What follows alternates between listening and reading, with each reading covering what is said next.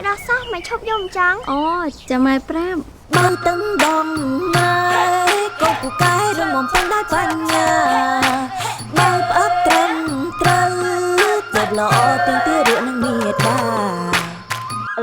ហើយបើផ្អាប់ត្រឹមត្រូវហ្នឹងគេធ្វើយ៉ាងម៉េចទៅកូនមួយត្រូវដាក់ឲ្យបើពេលមាត់កូនហាធំពីមុខកូនត្រូវបែររកដោះម៉ែឲ្យចំដាក់ចំកាកូនឲ្យអឹបកប់នឹងសដនអ្នកម្ដាយ3កុំបងហើត្រូវចាំមើលពេលកូនដៅបបោមាត់ខាងក្រោមត្រូវឲ្យលាត់ចេញមកក្រៅ4អ្នកម្ដាយត្រូវមើលរង្វង់សដនផ្នែកពណ៌ខ្មៅត្រូវមើលឃើញខាងលើឲ្យឃើញច្រើនជាងខាងក្រោម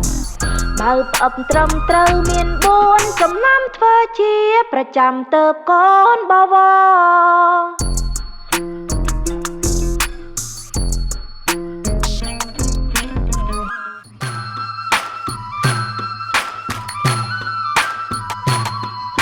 នាំមកជូនដោយគម្រោងអាហារូបត្ថម្ភនៅកម្ពុជា